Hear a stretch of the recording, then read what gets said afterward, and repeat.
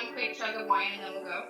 Hello, everybody, and welcome back to another episode of Is This Adulting?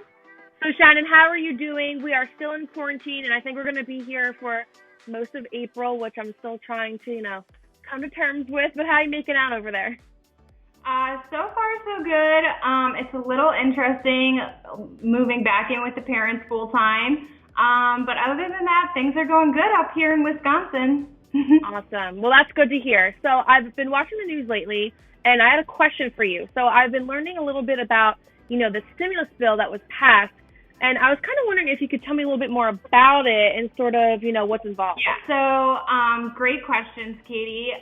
So definitely some important things to note is when an individual receives this money, it will not be through email, it will not be through phone, it will be directly deposited into your bank account that you've listed on your 2018 or 2019 tax returns.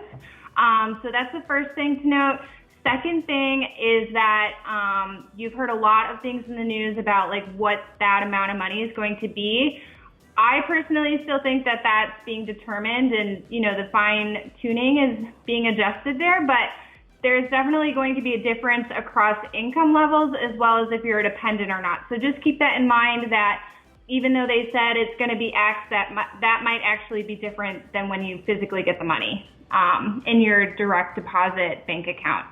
So those are a couple of things to note, but that's exciting that we get some money during this. I know.